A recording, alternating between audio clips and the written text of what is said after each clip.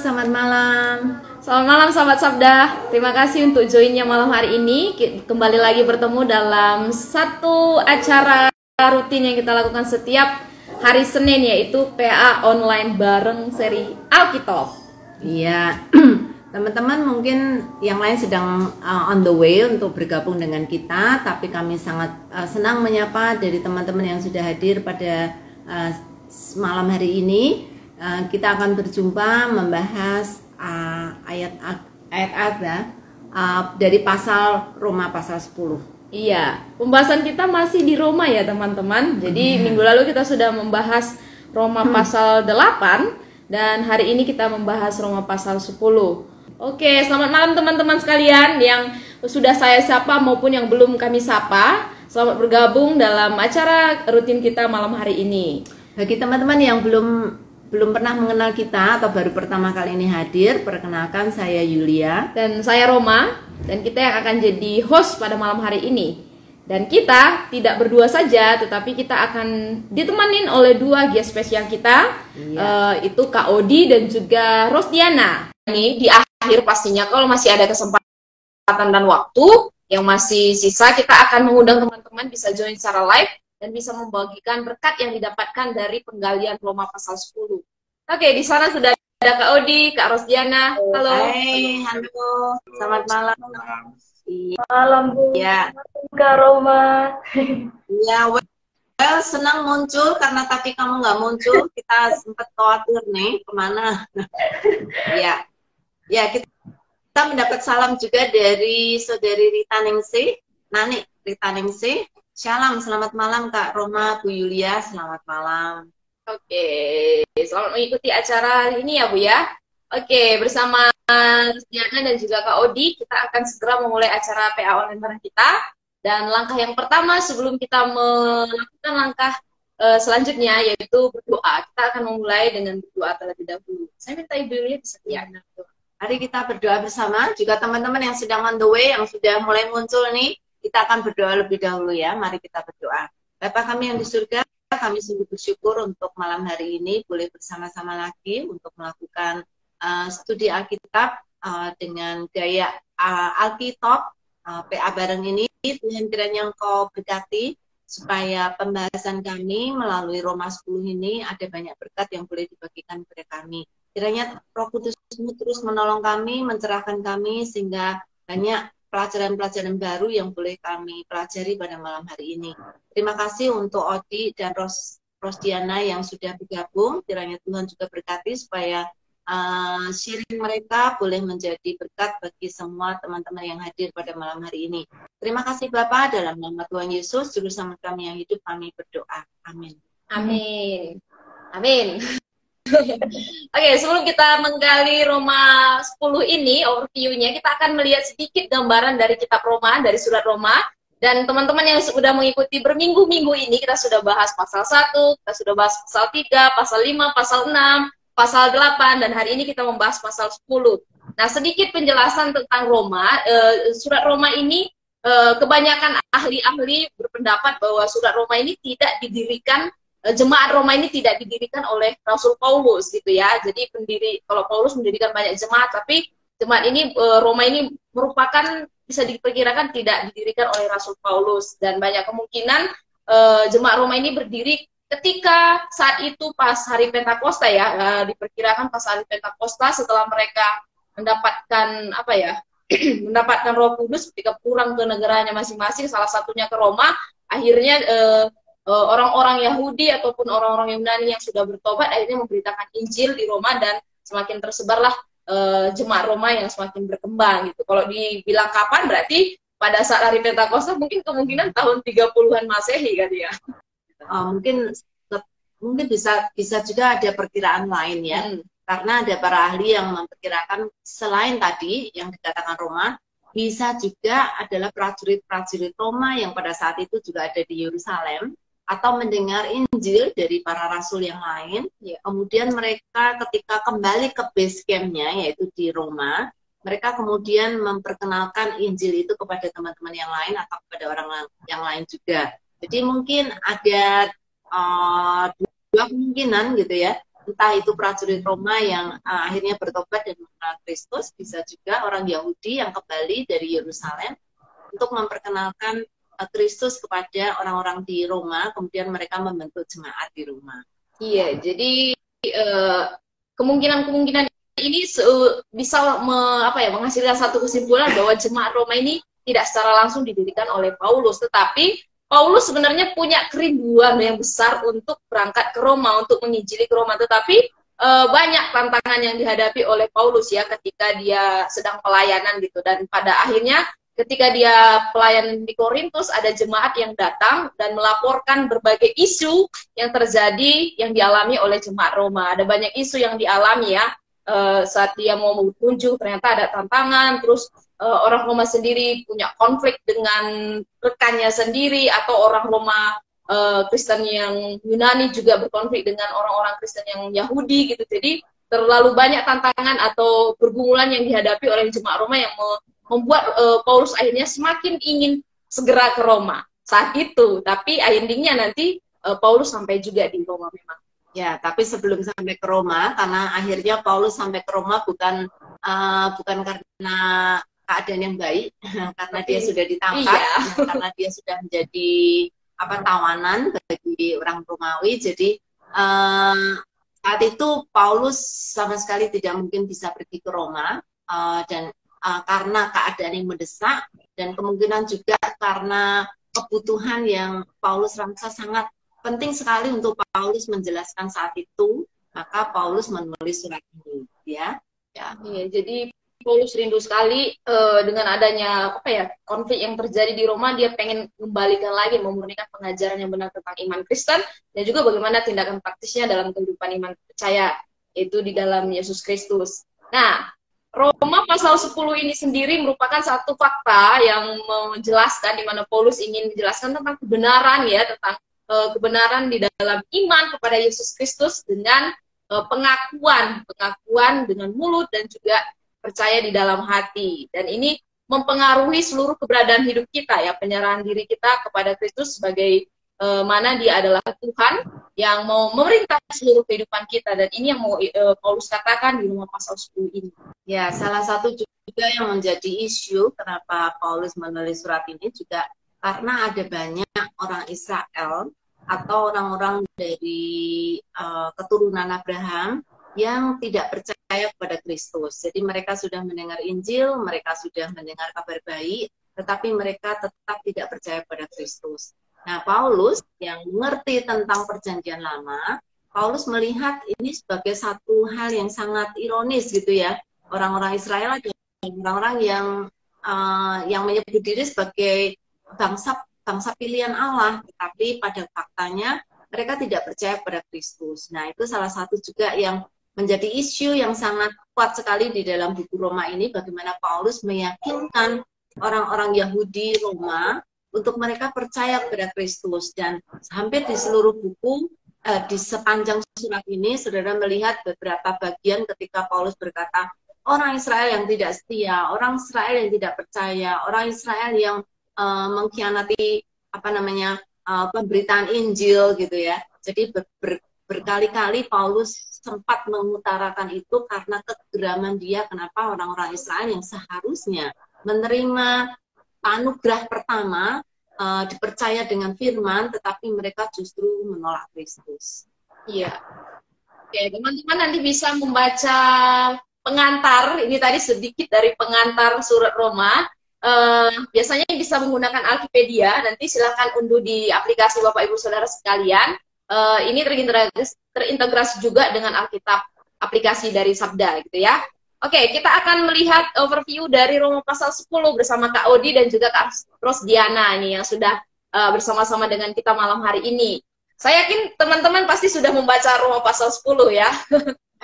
Nah, oke, berarti saya mau tanya dulu nih ke Rosdiana. Dari Roma pasal 10 ini ada berapa ayat yang kamu temukan dan ada berapa perikop juga yang kamu temukan di Roma pasal 10?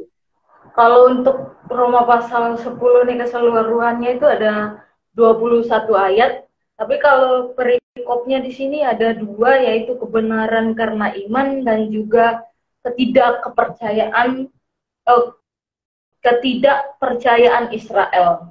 Itu sih dari itu yang saya baca, juga yang saya lihat di dalam Roma pasal 10 ini. Oke, jelas ya. Jadi ada 21 ayat dan terdiri dari 2 perikop. Nah, Kak Odi, siapa saja nih tokoh yang disebutkan di Roma pasal 10 ini? Mungkin tokoh-tokoh yang penting yang dimention di pasal ini bisa disebutkan? Ya, kalau tokoh-tokohnya ini yang langsung kelihatan itu ada Allah, mulai dari ayat 2 itu, dan juga ada Kristus, lalu ada Musa, Yesaya juga disebutkan di sini, dan yang jelas penulis ada Paulus dan penerima suratnya sendiri jemaat Roma ya, itu. Ya, ada banyak nama lagi ya, ada Musa, kemudian Roma 10 pasal 1 ada Tuhan, ya. Ya, jadi ada nama yang disebutkan ya tadi, bahkan tokoh-tokoh perjanjian lama juga disebutkan di dalam pasal ini yang seperti sudah dikatakan kalau dia ada Yesaya, ada Musa. Perkataan-perkataan mereka dikutip secara khusus oleh Paulus dengan ada maksudnya. Nah, kembali ke Rosdiana, adakah kata yang diulang-ulang dan sangat penting di dalam pasal ini yang kamu temukan? Kalau kata yang diulang-ulang ya di sini, yang saya lihat di sini tuh hati sama mulut ya. Kayak diulang, kalau hati itu diulang 2 kali, sama mulut itu diulang 2 kali. Berarti kayak hati sama mulut ini memiliki peran yang sangat penting gitu. Itu sih Kak, kalau saya baca di sini. Ya, ada lagi tambahan? Masih ada beberapa. Dari Kak Odi menemukan kata lain selain hati dan juga mulut yang sudah ditekankan di pasal ini? Ya, ada beberapa variasi firman Tuhan gitu. Ada dibilang firman Tuhan, ada dibilang kitab suci, ada dibilang hukum Taurat. Nah, itu cukup diulang-ulang gitu ya. Ya. Ya, ada lagi? Oke, sepertinya sudah ditemukan semua ya. Ada satu yang ketinggalan, iman. Oh iya. Kata iman. Ya, iman. Berapa kali? Iya, oke. Nah, dan bagian terakhir dari overview kita ini, secara umum kesan apa yang teman-teman lihat paling menonjol ketika membaca Roma pasal 10 ini? Iya. Odi ya, tadi sudah harus dia. Kesan umum tadi sebenarnya sama seperti yang sudah dibilang Ibu Yulia dan Roma tadi ya, waktu di pengantar tentang kebenaran orang percaya itu dibenarkan karena imannya gitu. Nah, ini yang jadi kabar baik begitu ya buat kita. Terus kabar baik itu perlu diberitakan, tapi ternyata ada yang mendengar kabar baik tapi memilih tetap untuk tidak percaya gitu, kayak bangsa Israel gitu. Ya, aku pikir itu ya yang berusaha disampaikan Paulus lewat bagian suratnya yang ini gitu. Ya, di satu pihak satu kabar baik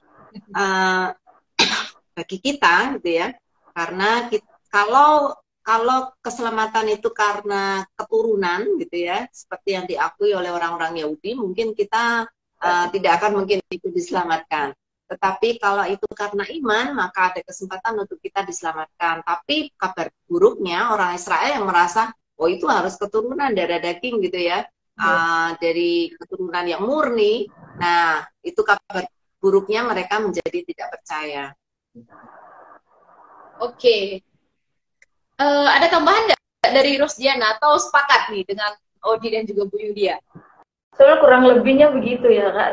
Karena di sini sebenarnya ini buat kita pribadi ini sangat luar biasa ya. Karena sebenarnya anugerah itu yang buat mereka, kita pun memperoleh, karena dengan mereka menolak, akhirnya kita juga bisa menerima, kita juga bisa berkesempatan untuk menerima itu gitu. Itu sih luar biasa.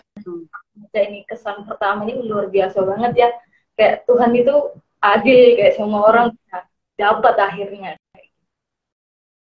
Iya, jadi pada dasarnya keselamatan adalah untuk semua orang, bukan hanya untuk orang Yahudi saja.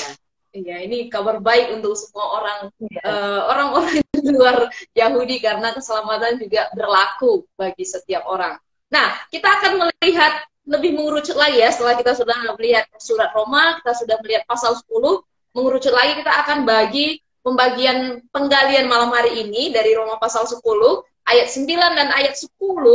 Nanti teman-teman bisa membaca lagi ya, ayat 9 dan ayat 10 serta ayat 17.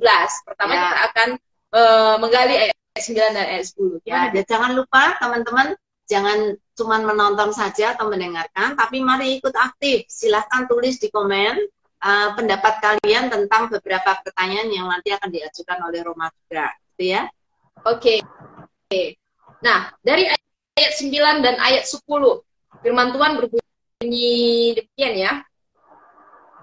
Sebab jika kamu mengaku dengan mulutmu bahwa Yesus adalah Tuhan, dan percaya dalam hatimu bahwa Allah telah membangkitkan dia dari antara orang mati, maka kamu akan diselamatkan. Karena dengan hati orang percaya dan dibenarkan, dan dengan mulut orang mengaku dan diselamatkan. Wow, satu pengakuan yang luar biasa. Nah, sekarang saya bertanya ke Odi, mengapa penting mengaku dengan mulut bahwa Yesus itu adalah Tuhan? Mengapa penting? Ya kalau menurut saya sih bukan pentingnya, tapi itu kayak sudah sesuatu yang harusnya natural gitu ya. Kalau kita mengimani sesuatu, maka kita juga itu akan terlihat dari tindakan dan perkataan kita gitu. Dan kenapa ini penting? Yaitu untuk mengafirmasi begitu ya, bahwa kita memang meyakini itu dengan mulut kita gitu. Mungkin itu ya kalau pendapat saya pribadi sih seperti itu. Ya, kecuali kalau dia tidak jujur ya. Kalau hatinya ya beda. Harusnya mulutnya akan di ayat Alkitab yang lain berkata, hati penuh maka mulut meluber gitu ya. Jadi kalau hati kita penuh dengan iman, maka pasti akan ada pengakuan melalui mulut kita, kecuali kalau kita tidak jujur, sehingga apa yang ada di hati dan ada yang di mulut berbeda. Iya, jadi ini dari mulut bukan sekedar ucapan belaka, tetapi benar-benar berasal dari hati. Nah, dan selanjutnya nih, Kak Rosdiana, apa artinya percaya dalam hati? Tadi kan mengaku dengan mulut, sekarang percaya dalam hati. Kalau percaya dalam hati ini kan nggak hanya tadi dibilang hanya mulut aja kan. Kalau mulut aja bisa ngomong kayak menyatakan sesuatu, kalau bukan dari hati itu bukan sesuatu yang saya gitu ya, sah. Tapi kalau memang dari hati yang paling dalam dengan ketulusan hati, apa yang keluar itu akan berbeda. Orang menerima pun itu juga memahami gitu. Kayak ada ketulusannya sendiri gitu, kalau dari dalam hati yang tulus. Oke, jadi ini sangat-sangat internal sekali ya sifatnya ya. Jadi percaya dalam hati, bahkan di sini diulang 2 kali di dalam 2 ayat ini ya, 2 kali gitu. Jadi iman yang sejati itu memang benar-benar dimulai dari hati dan mengakui melalui mulut kita gitu kan. Selaras, hati sama-sama selaras gitu. Gimana? Jadi kayak hati sama mulut itu sama-sama selaras, nggak beda di mulut, nggak beda di hati, tapi justru yang selaras. Satu gitu sama. Ya, betul. Di dalam ayat ini juga ya, maksudnya mengaku dengan mulut bahwa Yesus adalah Tuhan, lalu mengaku dalam hati bahwa Allah telah membangkitkan dia dari antara orang mati, maka kamu akan diselamatkan. Jadi dua-duanya itu percaya karena Yesus, dan yang dalam hati pun percaya karena Yesus sudah dibangkitkan. Jadi tetap subjeknya sama gitu ya, Kristus, percaya kepada Kristus. Ya. Iya, makanya yang luar biasa dari ini bukan hanya sekedar juru selamat dikatakan di sini, tapi Yesus adalah Tuhan. Yesus adalah Tuhan. Ini yang mau ditekankan Paulus di sini ya, karena saat itu mungkin bangsa Israel juga menolak keberadaan Yesus sebagai Tuhan. Ya. Nah, sekarang ke Kak Odi lagi nih. Apa bedanya mengaku dengan mulut dan percaya dalam hati? Mengapa Paulus membedakan 2 hal ini? Ini jawabannya ada di ayat 10. Ayat 10. Ya, apa ya? Kalau saya langsung secara spontan mikirkan tentang itu, kalau percaya dalam hati itu sebagai pertanggungjawaban kita sendiri secara pribadi dengan Tuhan gitu. Dan orang kan tidak bisa melihat kedalaman hati orang yang lain gitu. Cuman Tuhan yang bisa gitu. Tapi dengan kita mengakui dengan mulut, maka kita selain mengafirmasi iman kita sendiri, kita juga mengakui itu kepada orang lain gitu. Jadi itu pertanggungjawaban kita dengan orang lain juga gitu. Ya, mungkin itu. Ya, jadi apa yang keluar dari hati itu merupakan satu kesungguhan, karena kan orang Yahudi melihat bahwa hati itu pusat dari hidup, gitu ya. Jadi kalau di hati kita percaya bahwa Kristus adalah Tuhan, atau percaya bahwa Yesus sudah dibangkitkan oleh Allah, maka mulut juga akan mengaku dan memberitakan hal yang sama. Ya. Oke, jadi iman benar-benar bersumber dari hati, dan pengakuan ini mengingatkan kita ya. Kadang-kala pengakuan ini mengingatkan kita untuk bertanggung jawab ya dalam audita. Jadi mengikrarkan apa yang kita percaya ini kepada dunia, bahwa kita percaya kepada Yesus Kristus adalah Tuhan. Nah, teman-teman. Nah, tapi pertanyaan kedua belum dijawab nih. Kenapa Paulus membedakan antara mengaku dengan mulut dan percaya dalam hati? Ya, secara apakah natural itu sesuatu yang beda? Ya. Memang tadi Rosdiana bilang selaras ya antara hati dan mulut. Tetapi Paulus membedakan, berarti ada dua unsur yang beda, maka Paulus menyebutnya dengan cara yang beda. Ya, mungkin itu terkait dengan manifestasinya dalam hidup gitu ya. Di satu sisi itu tadi saling berkaitan. Terus di sisi lain juga itu saling mengevaluasi gitu. Kalau misal kita memang meyakini itu dalam hati kita, apakah kita juga mengakuinya lewat mulut gitu. Kalau kita mengakui itu lewat mulut, apakah itu hanya sekedar omongan biasa, atau itu memang benar-benar merefleksikan apa yang dalam hati kita gitu. Jadi itu dibedakan karena ya memang beda sih ya menurut saya, hati dan mulut gitu. Tapi dua-duanya itu harusnya selaras gitu. Ya, setuju dengan Kak Ros tadi. Ya, tadi kayaknya Ros akan menambahkan juga. Mungkin ya perbedaannya karena gini, banyak orang kayak ngomong doang kayak saya mengasihimu, tapi dalam hatinya nih lagi nyimpan dendam, lagi sakit hati sama orang tersebut kan. Jadi kayak beda sih, menurut saya betul juga yang Paulus bilang bahwa ada perbedaan di situ. Apa yang keluar dari mulut belum tentu sama dengan hati kan. Makanya dari awal saya bilang apa yang dari hati ini harus selaras dengan apa yang keluar dari mulut. Ya, karena ternyata Paulus melihat itu hasilnya beda. Di ayat 10, kayak ya. Misalnya orang Israel kan taat banget sama kayak peraturan hukum Taurat, ternyata tindakannya nggak sesuai gitu, nggak dari yang hati gitu, cuman kayak taunya aja kayak gitu. Ya, kalau lihat dari ayat yang 10, kalau kita percaya dalam hati, maka kita akan dibenarkan. Ya. Tetapi kalau kita mengaku dengan mulut, kita akan diselamatkan. Jadi itu dua hal yang berbeda. Pembenaran itu Allah yang bekerja di dalam hati kita yang kita nggak ngerti, kita tidak tahu. Itu terjadi secara tersembunyi di dalam hati kita, Allah yang membenarkan itu. Tetapi ketika kita mengucapkan itu dalam mulut, itu menjadi satu pengakuan sebagai satu tindakan atau respons dari anugerah keselamatan yang Tuhan sudah berikan kepada kita. Ya. Oke. Jadi benar-benar Tuhan yang mengerjakan di dalam hati kita ya, sehingga kita dapat dibenarkan, dan dari mulut kita benar-benar mengikrarkan dan bertanggung jawab atas kebenaran yang sudah kita terima. Makanya ketika kita mengakui Kristus sebagai Tuhan, itu kita mengakui benar-benar berdasarkan kasih yang sudah dimunculkan Tuhan di dalam hati kita. Nah, teman-teman, terus ya sekarang ya. Ya, terus ya. Oke, sudahkah Ros nih melakukan dua hal dari ayat 9 ini? Mengaku dalam mulut, percaya dalam hati.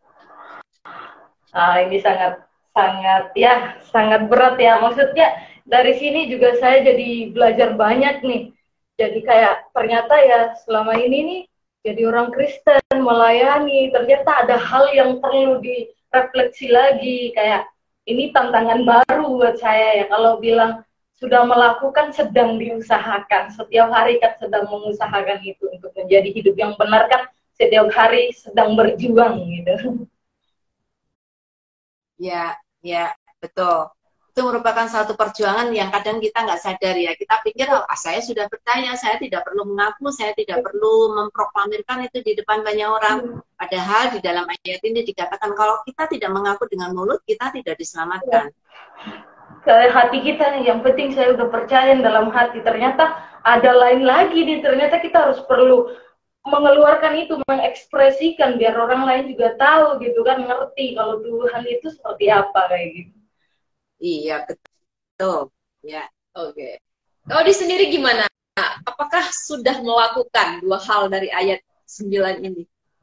Ya, kalau di gereja sih pengakuan lewat mulut secara lisan itu bagian dari liturgi gitu ya. Jadi pengakuan iman rasuli begitu kan selalu selalu bagian dari liturgi yang diucapkan bersama-sama gitu. Nah, tapi ya belajar lagi dari sini, apakah itu hanya sekedar hafalan gitu? Apakah itu cuma hafalan di luar kepala gitu kan? Tapi apakah saya benar-benar memahami itu secara pribadi begitu? Jadi apakah mengakui dengan mulut? Tentunya sudah gitu. Tapi dengan hati itu yang mungkin perlu dievaluasi setiap minimal setiap minggu gitu ya. Ketika melafalkan lagi pengakuan iman rasuli itu gitu. Belum bicara tentang kehidupan sehari-hari gitu. Kalau udah di luar gereja, apakah kita masih percaya dan mengakui gitu? Ya gitu. Ya, tapi mengaku dengan mulut itu nggak cuma sekali loh. Seringkali dituntut oleh Tuhan berkali-kali. Mungkin secara mulut kita berani mengaku di depan orang percaya, tetapi di depan orang lain yang tidak percaya mungkin kita tidak mau mengaku. Jadi dalam hati, seperti tadi Odi katakan, kita perlu terus evaluasi apakah kita benar-benar di dalam hati kita mengakui itu gitu ya, dan setiap minggu diingatkan oleh gereja. Tetapi dalam tindakan kita sehari-hari, kita selalu diingatkan oleh firman Tuhan, apakah kita juga mengaku dengan mulut kita di depan orang lain. Maksudnya bukan hanya satu orang, dua orang, tapi semua orang yang kita temui, apakah kita juga mengakui Kristus sebagai Tuhan. Jadi, ya, saya nangkapnya tidak malu untuk mengakui Kristus sebagai Tuhan gitu ya. Jadi, benar-benar real apa adanya gitu, benar-benar nyata bahwa yang keluar memang benar adanya, dia adalah Tuhan gitu. Jadi kita tidak perlu malu untuk mengakui apa yang kita percayai. Nah, pelajaran apa yang teman-teman dapatkan dari dua ayat yang sudah kita gali di atas ya? Teman-teman pasti sudah belajar nih dari dua ayat yang kita gali. Mungkin Kak Odi lagi, terus nanti Rosdiana. Pelajaran yang didapatkan. Yang jelas diingatkan tentang pentingnya dua hal tadi ya, dari hati dan mulut gitu. Setelah Bu Yulia tadi bilang, saya juga jadi teringat ya kalau misal kita di lingkungan orang percaya, mungkin lebih gampang gitu ya untuk kita membicarakan tentang ini gitu. Tapi kalau misal tuh kembali ke lingkungan kita kerja atau masyarakat tempat kita tinggal, nah itu yang mungkin perlu sedikit perlu ditingkatkan lagi keberaniannya. Bahkan saya ingat dulu ada masanya saya untuk berdoa di depan umum aja takut gitu, hanya untuk depan waktu doa makan gitu, rasanya nanti ada yang ngeliatin nggak ya gitu. Tapi puji Tuhan makin kesini sudah semakin benar-benar memegang bahwa ini iman saya gitu. Saya mau berdoa, saya mau menyatakan begitu. Ya itu sih, jadi pelajarannya diingatkan lagi tentang pentingnya dua hal itu gitu.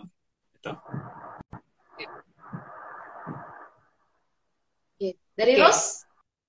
Kalau pelajaran pentingnya di sini kurang lebih sama ya, tapi sini yang perlu diingat lagi bahwa mengenai iman ini harus perlu melibatkan hati banget, karena ya biar ada ketulusan yang keluar gitu dari kita menyatakan iman kita. Di sini juga banyak hal yang dinyatakan, yang diberikan oleh Paulus, pembelajarannya bahwa segala sesuatu tuh nggak perlu malu gitu. Kita harus menyatakan bahwa memang kita ini anak Tuhan Yesus kayak gitu, nggak perlu malu, karena kalau kita menyatakan lewat mulut kita belum tentu bahwa Tuhan nggak menyertai gitu. Udah pasti Tuhan menyertai kayak gitu, nggak perlu malu lagi.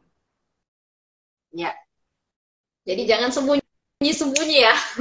Ya, selain malu, mungkin juga karena malas gitu ya. Kita menganggap, oh saya sudah dapat keselamatan, orang lain ya silakan terserah, mereka tidak percaya atau percaya, saya tidak peduli. Nah, itu juga salah satu hal yang sangat buruk ya dari kita. Kalau kita mengaku dengan mulut, tujuannya bukan hanya untuk saya, tapi untuk orang lain. Ya. Teman-teman, jadi Tuhan tidak mengajarkan kita untuk egois terhadap kasih karunia yang sudah Dia berikan, tetapi kita juga harus membagikan apa yang sudah kita terima supaya orang lain juga bisa membaca kita sebagai surat yang terbuka. Oke, kita sudah melihat di pasal 10 ayat 9 dan juga 10, tetapi ternyata respon sahabat-sahabat sangat baik juga. Banyak merespon nih. Siap-siap Kak Odi dan Ros nih. Boleh ikut bantu jawab ya. Ini terutama ada pertanyaan yang sangat sangat menggugah sekali nih untuk siapa? Untuk Odi atau Rosdiana. Bagaimana dengan orang bisu? Karena mereka tidak bisa mengaku dengan mulut. What do you think? Mau menanggapi? Ini bicara tentang memproklamirkan gitu ya, dengan mulut kita bahwa Yesus adalah Tuhan. Bagaimana dengan orang bisu? Oh, Kak Audi nih.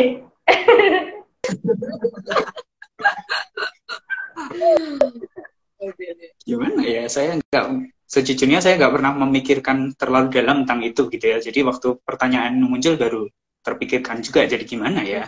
Tapi saya pikir sih Tuhan punya cara lah gitu untuk orang berkebutuhan khusus gitu. Karena kalau kita ngomong ini berarti bukan hanya tentang orang bisu gitu, tapi juga nanti kita lihat waktu kita bahas tentang pendengaran. Nah, gimana kalau orang tuli gitu ya? Nanti pertanyaan yang sama akan keluar lagi gitu. Tapi ya tadi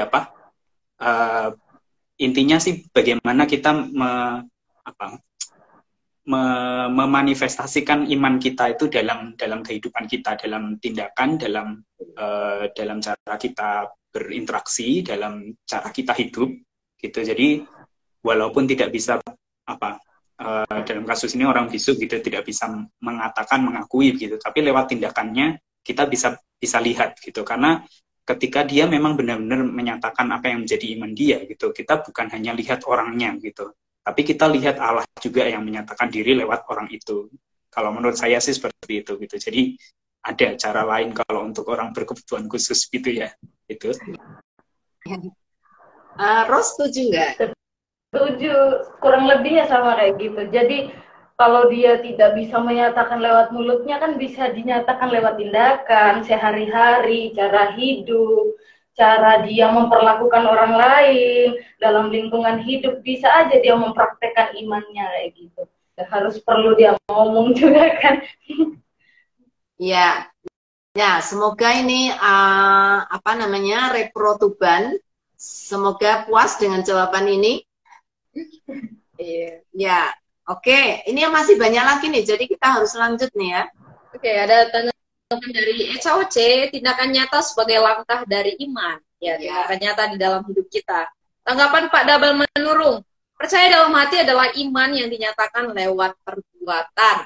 Betul, jadi saling nyambung ya. Tadi Ros sudah bilang selaras ya, apa yang ada di dalam hati dan apa yang ada di dalam mulut itu selaras. Iman di dalam Kristus, ya.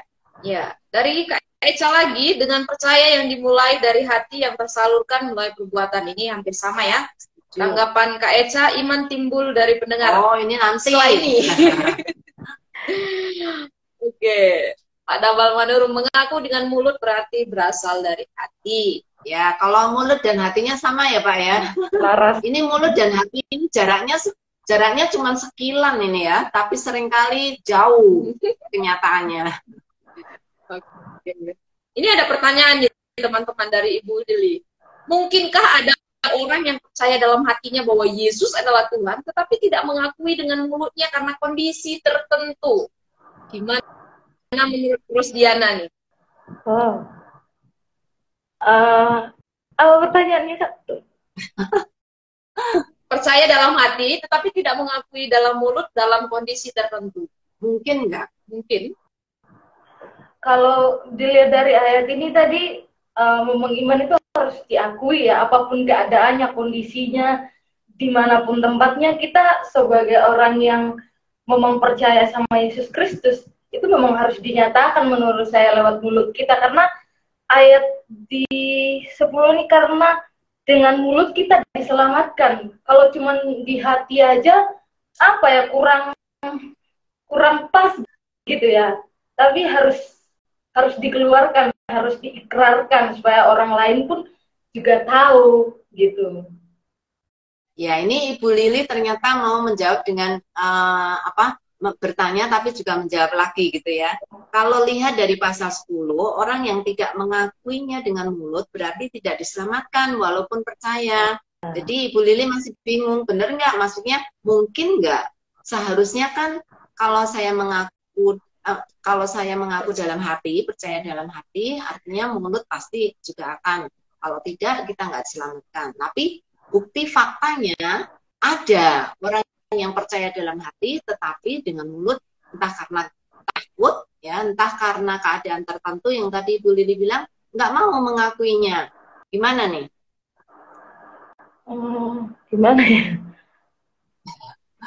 Odi mau bantu jawab?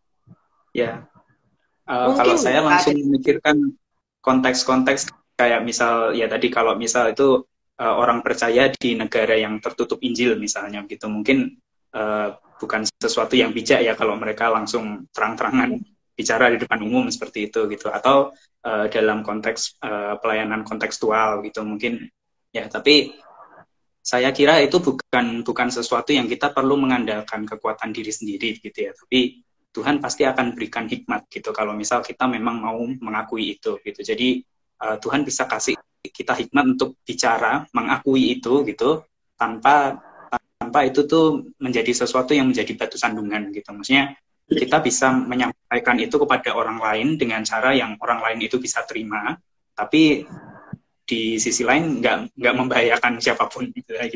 Makanya ini kalau dalam konteks negara tertutup Injil gitu ya, atau dalam pelayanan misionaris misalnya dalam kontekstual gitu. Ya itu sih kalau yang di benak saya tadi. Keadaan khusus itu seringkali karena tidak aman bagi diri sendiri, bukan hanya orang lain, kebanyakan karena takut kalau dia dipenjara atau kalau dia dibunuh gitu ya. Nah, Ibu Lili, saya kira iman kita itu tidak langsung jadi ya. Iman kita itu bertumbuh di dalam satu proses. Jadi ada kalanya orang sudah mengaku dengan hati, tapi harus diproses sampai mulutnya pun ikut gitu ya. Tidak selalu bisa sekaligus jadi iman itu langsung dewasa gitu ya. Kadang orang-orang yang baru pertama menerima Kristus dan khususnya dalam keadaan yang berbahaya seperti itu, seringkali dia masih akan menimbang-nimbang gitu ya, tetapi Tuhan akan memproses sampai suatu ketika imannya betul-betul dewasa dan antara hati dan mulut itu akan menjadi selaras seperti yang tadi dikatakan. Ya, gitu ya Bu Lili ya. Ya, intinya kita mau lah berproses di dalam Tuhan ya, supaya kita juga benar-benar mau mengakui Kristus sebagai Tuhan dan Juru Selamat kita. Nah, pertanyaan, tanggapan dari Pak Manurung. Maka kita harus menjaga hati sebab dari hati timbul segala pikiran jahat. Iya Pak. Ini Bu Lili tadi sudah ya. Ada satu tanggapan dari Rizky, mengakui Yesus adalah Tuhan berarti juga mengakui diri kita sebagai pengikut Kristus. Artinya berani menyangkali akan keinginan dunia ini, juga tetap setia pada Kristus apapun keadaannya yang terjadi. Ya. Betul, ideal ya, sangat ideal sekali. Betul kata Kak Eci. Ya. Tanggapan dari Bu Indri, mengaku dengan mulut tapi tidak mengakui dengan mulut sama beriman tapi tidak ada tindakan. Iman tanpa perbuatan yang omong kosong, sia-sia, tak berguna. Ya, betul Bu, tapi puji Tuhan yang menilai itu Tuhan, bukan kita ya. Kadang kita nggak tahu proses kedepannya akan seperti apa, atau bagaimana dia sedang dibentuk oleh Tuhan gitu ya. Mungkin dalam satu saat kita bisa melihat ketidakseimbangan itu, tetapi Tuhan melihat bagaimana Tuhan akan memproses mereka gitu ya. Ya, betul. Jadi Ibu Indriwati lagi, di hati beriman tapi tidak mengakui dengan mulut, malu mengakui iman Tuhan juga malu, Tuhan juga malu mengakui iman kita. Iya, cara teori begitu Bu, tapi seringkali Tuhan penuh belas kasihan pada kita, terkhusus bagi kita yang sedang dibentuk oleh Tuhan ya. Tuhan tidak akan capek-capek, Tuhan tidak akan putus asa untuk terus membimbing kita supaya iman kita sungguh menjadi iman yang dewasa. Masih banyak tanggapan Bu. Pelajaran yang didapatkan dari Pak Manurung adalah belajar bagaimana menyelaraskan perkataan dengan perbuatan. Amin, betul Pak. Iya. Harus belajar terbuka, belajar jujur dari sekarang. Jadi jangan terlalu sering memanjakan mulut, melakukan apa saja yang dia inginkan karena melihat keadaan. Lihatlah hati, bagaimana hati kita gitu ya, dan belajar untuk terbuka, jujur, melakukan seperti apa kata hati, ya. Masih ada tanggapan dari Bu Indri, melalui mulut kita bersaksi kasih Yesus. Amin. Dan dilanjutkan dari tanggapan Nehemia, mengakui dalam mulut ini berarti bahwa harus menjadi saksi Kristus di tengah dunia. Tapi bukan hanya mengaku dan menyuarakan omongan saja, tapi juga harus memperkuat fondasi iman, yaitu dalam hati. Jika sudah percaya dalam hati dan bahwa Yesus adalah Tuhan, maka seharusnya kita juga akan menjadi saksi Kristus yang sangat dipakai olehnya untuk terus menjadi saksi Kristus yang hidup. Amin. Wow, luar biasa iman Nehemia. Oke, tanggapan Ibu Lili, orang bisu bisa menyatakan imannya dengan bahasa isyarat. Betul, Ibu. Nah, kalau nggak bisa bahasa isyarat nanti dikejar terus tuh. Gimana kalau nggak belajar bahasa isyarat? Pasti ada cara ya. Saya yakin semua orang yang mengaku percaya pada Yesus pasti diberi Tuhan hikmat tadi ya. Dibilang ya, Tuhan akan memberi hikmat bagaimana kita menyatakan iman kita walaupun tidak dengan mulut. Ya, jadi sangat banyak cara, melalui tulisan, melalui media yang dipakai, melalui apa saja Tuhan bisa pakai untuk bisa menyatakan pengakuan kita kepada orang tentang Kristus. Nah, pertanyaan nih dari Ibu Deborah, apakah orang yang sudah percaya, sudah mengaku Yesus sebagai Tuhan bisa tahan tidak menyaksikan tentang Dia? Nah, bisa tahan nggak? Itu dia. Ya betul Ibu Deborah, itu dia masalahnya gitu. Sampai kapan kita bisa bertahan untuk tidak meluap? Kalau sudah itu tadi ya di ayat yang lain yang tadi saya kutip dari hati ya.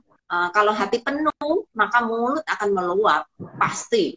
Tinggal tunggu waktunya aja Ibu Deborah. Ya. Oke, Rode, menurut saya kita bisa mengaku Yesus dengan cara apapun. Tanggapan Ibu Lina, mengaku dengan mulut kan untuk didengar orang lain. Bila orang bisu bisa menggunakan bahasa isyarat, ya ini dilanjutkan dari Ibu Lina ya. Jadi kepikiran ada nggak penginjilan dengan bahasa isyarat? Banyak Bu. Banyak, bahkan ada gereja dengan bahasa isyarat, pastinya untuk mereka yang berkebutuhan khusus ya. Pak Manurung lagi, orang bisu bisa mengaku lewat bahasa tubuh dan mengekspresikannya lewat perbuatannya. Tidak ada yang mustahil bagi Tuhan. Tuhan menggunakan berbagai cara. Amin. Masih banyak sekali, Bu. Ibu Win, dalam hati Roh Kudus bekerja untuk membenarkan hidup kita sebagai orang percaya. Makanya disebut dalam Amsal, jagalah hatimu dengan segala kewaspadaan, karena dari hati terpancar kehidupan. Sedangkan dari mulut, sebagai deklarasi iman kita bahwa kita sudah menjadi milik Kristus, dan kuasa iblis tidak lagi berhak akan mendakwa kita, selain sebagai pernyataan kita supaya menjadi kesaksian kita ya. Ini satu tambahan juga ya. Bahwa kita milik Kristus dan kuasa iblis tidak berhak lagi atas kita. Nah, pertanyaan dari Ray, gimana kalau kebalikannya, hati nggak percaya tapi mulutnya mengaku bisa tidak? Tadi sudah dijelaskan. Sangat bisa. Apalagi kalau tujuannya untuk menyenangkan orang atau untuk menipu orang. Wow, bisa banget gitu ya, bisa banget. Jadi hati-hati ya, supaya mulut dan hati ini walaupun jaraknya cuma satu pilan, orang Jawa bilang satu apa nih? Jengkal. Satu jengkal. Jengkal mas. Tetapi seringkali jauh ya. Iya, ya Rea, so hati-hati dengan hati. Oke, tanggapan Juli Cafe. Kalau di hati hanya ada dalam diri dan yang tahu hanya kita atau saya dengan Tuhan. Tapi kalau dengan mulut sebagai ekspresi yang nampak pada orang lain dan sebagai bentuk pengakuan terbuka. Ya, dua-duanya penting ya Ibu ya. Kalau dalam hati Tuhan yang melihat, wow itu lebih berat lagi ya. Kalau dengan mulut banyak orang bisa melihat. Pak Manurung, seseorang yang percaya kepada Tuhan Yesus bisa mengaku lewat perbuatannya juga. Ya. Dan pertanyaan terakhir sebelum kita lanjutkan ayat 17, Bulan nih. Ya, Bulan ini selalu kasih pertanyaan susah nih. Tolong tanya. Bagaimana dengan kasus hamba Tuhan yang dulunya percaya bahkan bersaksi lewat khotbahnya, tapi mengapa bisa murtad meninggalkan kepercayaannya? Apa yang menyebabkan hal itu bisa terjadi, Bu? Ya, nanti kita tanya ya. Tanya mereka yang murtad. Karena saya juga bertanya-tanya juga nih, kenapa orang sudah percaya kok bisa murtad? Ya, hanya Tuhan yang tahu Ibu, atau orang itu kalau mau mengaku kenapa dia lakukan seperti itu. Tapi betul Bu, ini untuk topik yang berikutnya ya Bu ya. Ya, Ya, waktu ya teman-teman, kita akan lihat di ayat seterusnya, itu dari ayat 17, kembali bersama Kak Odi dan juga Rosdiana. Ini satu ayat firman Tuhan yang sudah familiar, yang sudah dihafal oleh semua orang pastinya. Ayat 17 berbunyi demikian. Jadi, iman timbul dari pendengaran dan pendengaran oleh firman Kristus. Nah, saya akan bertanya ke Rosdiana dulu nih. Dari mana datangnya iman di dalam ayat ini? Kalau lihat ayat 17 ini. Datangnya iman gitu ya, Kak?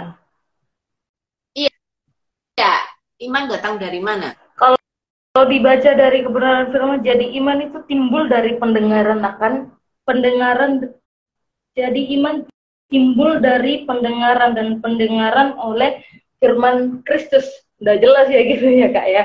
Jadi iman itu timbulnya dari pendengaran kita kan kebenaran firman Tuhan, dan respon kita juga. Gimana respon kita mendengar? Kalau kita cuma kayak mendengar toh tapi gak merespon dengan baik, ya gak ada iman yang timbul kayak gitu. Tapi kalau kita mendengar tapi ada satu respon yang baik dari diri kita sendiri, itu akan menghasilkan iman yang kuat. Iya. Oke, jelas sekali ya dari ayat 17 ini sudah membantu kita bersama-sama bahwa iman timbul dari pendengaran firman Kristus. Nah, disebutkan di ayat ini juga firman Kristus. Apa artinya? Apa bedanya dengan firman Allah nih, Kak Odi? Firman Kristus. Wow. Firman Gimana Kak Odi? Ya, karena Kristus kan kalau kita bicara Kristus kan berarti Tuhan Yesus gitu. Tuhan Yesus adalah firman gitu ya. Jadi ya firman Kristus saya pikir sama ya harusnya, firman Kristus, firman Allah gitu. Ya. Begitukah? Iya. Iya, segampang itu, tapi kita bingung sendiri ya. Kenapa Paulus pakai kata istilah Kristus? Iya, firman Allah dan firman Kristus. Perlu digali lebih dalam nih kayaknya. Suatu ketika kita perlu benar-benar melihat secara teologis gitu ya, arti ini. Saya yakin Paulus punya tujuan ketika dia menuliskan firman Kristus. Ya, tidak maksudnya bukan karena dia main-main gitu ya, main kata gitu, enggak. Aku yakin dia punya tujuan yang jelas. Nanti suatu ketika kita bisa belajar lebih jauh tentang itu. Tapi saat ini seperti tadi bilang, firman Allah dan firman Kristus sama karena dua-duanya juga Allah gitu ya. Iya benar. Mungkin ingin menekankan juga ya, karena di perikop ini kan situasinya bangsa Israel yang menolak Kristus gitu ya. Jadi Paulus ingin menekanin sekali lagi bahwa firman Kristus itulah yang kalian tolak, tapi iman timbul dari situ gitu. Ya, ini secara tidak langsung Paulus ingin menekankan lagi Kristus dan Allah itu sama gitu ya. Ya. Bahwa Kristus itu juga Allah, dan itu yang ditolak oleh orang Yahudi. Mereka tidak mau mengakui bahwa Kristus adalah Allah. Iya, iya benar sekali. Oke. Nah, masih di ayat ini kembali lagi ke Ros, apa bedanya iman Kristen dan iman agama lain? Kita bicara tentang iman Kristen dan agama lain. Apakah mempelajari bagian ini? Kalau iman Kristen ya apa ya, kita mungkin udah jelas ya, kita beriman kepada Yesus Kristus, udah jelas banget ini. Tapi kalau dibilang agama lain, ini agak berat karena kita nggak ngerti ya di sana ajarannya gimana, di sana berimannya kepada siapa, kita nggak ngerti perbedaannya di situ ya Kak, menurut saya. Kalau kita kan udah jelas ini Tuhan Yesus Kristus, bahkan dalam Alkitab pun udah dibilang Tuhan Yesus Kristus, udah jelas banget. Tapi kalau dibilang iman ke agama lain, ini mungkin saya kurang itu ya Kak, karena saya nggak ngerti mereka gimana di sananya gitu. Yang jelas mereka bukan percaya kepada Kristus ya. Ya. Mungkin Odi punya jawaban lain? Ya, jelas gitu. Karena kalau bicara iman berarti kita bicara tentang sesuatu yang kita percayai gitu. Dan dilihat dari ayat 17 ini, sumber iman kita adalah firman Kristus gitu. Jadi iman kekristenan sumbernya Kristus. Kalau yang selain Kristen, maksudnya literally Kristen itu kan pengikut Kristus. Berarti di luar Kristen bukan pengikut Kristus, sederhananya kan seperti itu gitu. Jadi bedanya iman Kristen dan iman di luar Kristen ya Kristus begitu. Ya, Karena iman percaya kepada Kristus itu adalah iman yang menyelamatkan. Sedangkan iman yang percaya kepada yang lain itu bukan iman yang akan menyelamatkan. Mungkin dia percaya kepada Tuhan, percaya kepada, tapi kalau dia tidak mengakui Kristus sebagai Tuhan dan Juru Selamatnya, maka tidak ada perantara yang bisa menggantikan Kristus selain Kristus sendiri. Gitu. Maksudnya kita tidak bisa langsung datang kepada Allah. Hanya melalui Kristus kita bisa sampai kepada Allah. Iya, itulah iman yang menyelamatkan ya, yang percaya kepada Kristus yang mati dan bangkit dan yang menyelamatkan kita. Nah, pertanyaan terakhir, apa yang bisa kita syukuri dari ayat 17 ini? Ya, dari Odi dulu, nanti ke Rosdiana. Yang bisa disyukuri ya. Kalau bicara tentang pendengaran di sini, saya pikir ini bukan bicara tentang kemampuan kita secara biologis untuk memproses suara, gitu ya. Maksudnya bukan hanya sekedar mendengar, gitu, tapi bagaimana pendengaran itu kita olah dalam pikiran kita, lalu juga kita yakini, gitu. Jadi kemampuan kita untuk bisa melakukan itu pun, maksudnya iman itu diinisiasi oleh Tuhan. Dan ketika kita bisa menerima iman itu pun, itu karena Tuhan yang memampukan kita, gitu. Jadi itu yang saya kira bisa disyukuri, gitu. Karena dia bukan hanya inisiator, tapi dia juga yang membuat kita mampu, gitu. Ya, itu sih. Ya. Oke, gimana dari Ros? Sangat bersyukur ya dengan ayat ini, jadi ngerti bahwa dengan kita mendengar kebenaran firman Tuhan itu, kita bisa jadi tahu, oh dari sana akan timbul iman, kayak gitu. Itu bersyukur banget sih ayat ini, sangat, ya mungkin udah terbiasa, udah menjadi hafalan, tapi dari sini banyak pembelajarannya kayak gitu. Iya. Jadi iman iman yang berpusatkan kepada Kristus itu benar-benar harus dilakukan ya. Apalagi kalau dalam bahasa sebenarnya, kalau dalam bahasa aslinya itu mendengar itu artinya mendengar dan melakukan gitu. Jadi satu kesatuan, bukan hanya mendengar tapi juga melakukan, ada tindakan dari iman yang kita percayai kepada Kristus. Ya, kata Shema ya, mengatakan ya, tapi betul-betul ya yang dilakukan, bukan cuman ya yang nggak ada juntrungannya. Iya. Oke. Teman-teman, setelah mempelajari Roma pasal 10 ini secara lingkup tadi ayat 9, 10 dan 17, apakah yang akan Odi dan Rosdiana aplikasikan dalam kehidupan sehari-hari? Ini langkah terakhir, aplikasi. Apa yang akan dilakukan? Dari Ros dulu ya. Ya, kalau saya sendiri aplikasinya di sini yaitu bagaimana kita harus memelihara hati kita ini, terutama menjaga hati ini seperti yang sudah diberikan tanggapan sama teman-teman juga yang nonton, bagaimana memelihara hati, bagaimana kita tidak hanya kayak aktor-aktor rohani gitu ya, yang berakting kayak baik apa di luarnya. Bisa menasihati, bisa memberitakan firman, tapi di dalam hati ini jauh berbeda gitu. Jadi dari sini banyak sekali ya hal yang saya pelajari dan juga mengevaluasi diri saya sendiri. Selama ini saya pelayanan itu berkenan nggak sih? Apa saya hanya berakting ya? Kayak dari ayat ini pun saya juga banyak bertanya sama diri saya sendiri. Akhirnya saya pun juga banyak koreksi diri saya sendiri. Jadi aplikasinya itu bagaimana kayak terus berjuang buat iman kita sendiri untuk menyatakan, tidak perlu malu, tidak perlu apa ya, kayak sembunyi-sembunyi itu tadi. Kalau kita memiliki iman yang timbul dari hati, iman yang timbul dari hati ini akan mendorong kita berani untuk menyatakan iman kita sendiri. Mungkin itu sih dari saya. Oh, oke.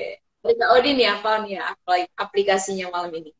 Aplikasinya yang jelas bersyukur gitu tadi, karena apa ya, diingatkan lagi lewat bagian apa Alkitab hari ini untuk ingat gitu, apa kita bisa menerima, kita bisa beriman karena Tuhan itu juga karena Tuhan sendiri gitu. Itu hal yang patut kita syukuri. Dan juga dari belajar dari yang tadi sebelumnya kita bahas juga untuk mengevaluasi gitu setiap hari, apakah benar-benar ketika saya melakukan PA, ketika saya melakukan tutur kata saya kedengaran Kristiani gitu, tapi apakah benar-benar itu sesuatu yang saya imani gitu secara pribadi. Dan juga untuk mengakui iman lewat perkataan dan tindakan gitu ya.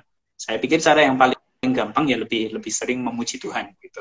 Tapi lebih dari sekedar menyanyi, tapi benar-benar apa ya, lewat perkataan mengakui bahwa saya beriman sama Tuhan. Ya, itu.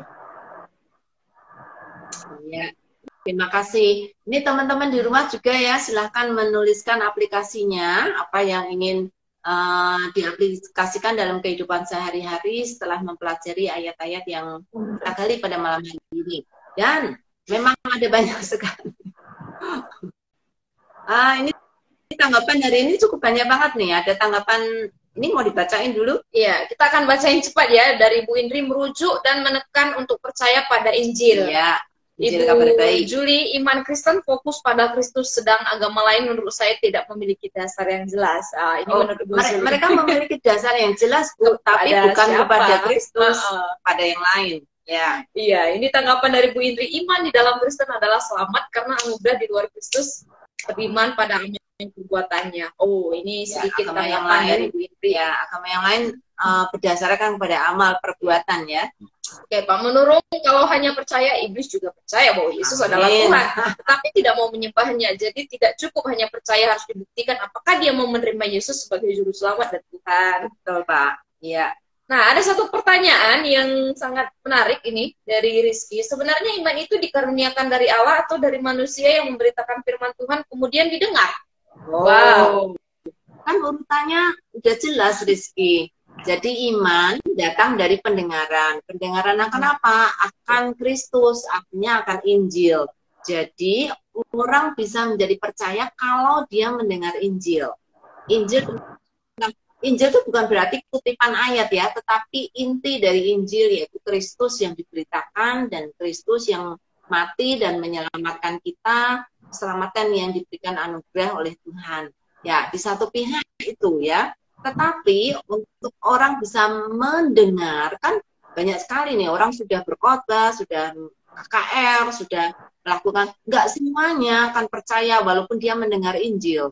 Ada orang-orang yang disentuh oleh Tuhan hatinya, sehingga imannya menjadi hidup dan imannya boleh mendengar Injil dan meresponi Injil.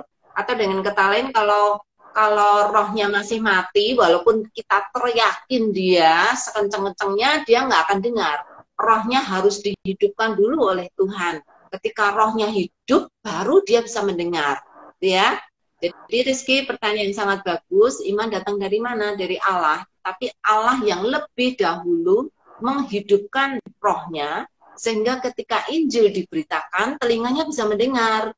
Karena ternyata ada banyak sekali orang sudah mendengar tapi ternyata tidak beriman. Ya. Kristus yang Allah yang menghidupkan rohnya dulu supaya dia bisa mendengar. Kalau hidup baru mendengar. Kalau mati ditendang pun dia nggak akan rasa apa-apa.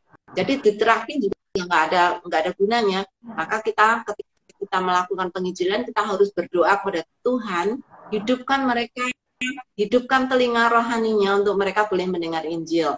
Maka mereka akan percaya, itu ya. Oke. Ya, kiranya menjawab untuk Rizky. Terus ada tanggapan nih dari Bu Zuli. Nggak kepanggih ya Bu Yulia. Ini tadi bahasa Jawa ini ya. Ya, ada tanggapan dari Bu Lani, punya telinga itu nasib, bisa mendengar itu anugerah, tapi mau mendengar itu pilihan. Wow. Iya, Bu. Ya. Oke, tanggapan dari Bu Deborah, bersyukur Tuhan membukakan telinga rohani saya agar dapat dengar firman-Nya. Tiap hari harus belajar dengar-dengaran akan firman Tuhan. Kiranya Tuhan menolong saya. Iya, setiap hari ya, kata kuncinya setiap hari. Gak cukup hanya sekali saja, tapi terus-menerus belajar mendengar firman-Nya. Tanggapan terakhir dari Nehemia, aplikasi meyakini dan terus meminta keberanian kepada Tuhan agar bisa menjadi saksi Kristus yang bisa mempertanggungjawabkan iman saya kepadanya. 1 Petrus 3 ayat 15. Wah, ini lihat dari referensi lain nih. Oke. Luar biasa malam ini teman-teman, dan di sini juga sangat banyak yang request join. Mari kita coba apakah ada yang bisa join dalam sharingnya. Ya, bisa tunggu sebentar ya Rosdiana dan Kak Odi. Ya.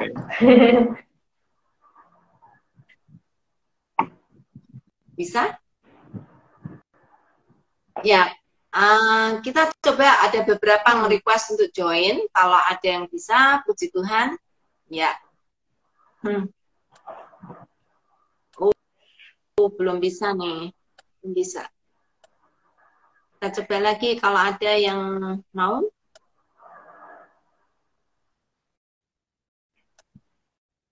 Gimana? Belum bisa. Oke. Sayang sekali Aduh, ya. sayang sekali tidak bisa bergabung. Oke. Ya, kiranya bisa lain kali ya teman-teman. Ada 4 tadi tapi mungkin sudah live juga. Ya, kiranya bisa join dalam waktu berikutnya. Oke, karena waktu, apakah masih ada tanggapan? Iya, sepertinya sudah habis tanggapannya. Sudah habis tanggapan. Pak Manurung, mau join lagi, Pak? Pak Manurung. Mau dicoba. Coba.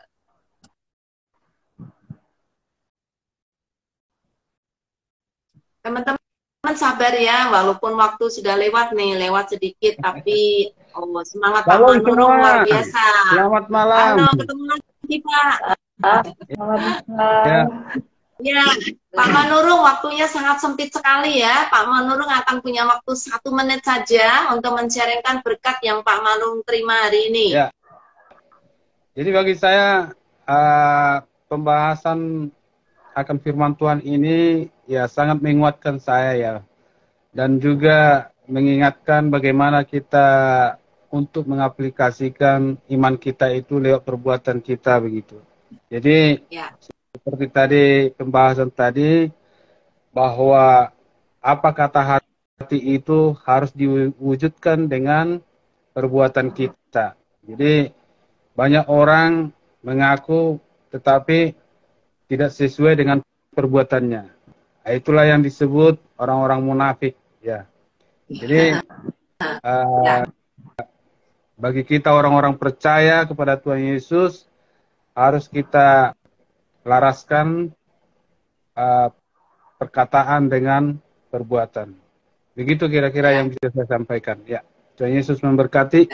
Terima kasih banyak Pak Manurung. Ya, oke, terima kasih sudah join. Dan karena kita akan menutup, kita akan say goodbye untuk Pak Manurung, tapi kita akan segera selesaikan karena waktu sudah lewat ya. Iya. Oke. Terima kasih Pak Manurung. Ya, ya. Ya, terima kasih. Amin ya.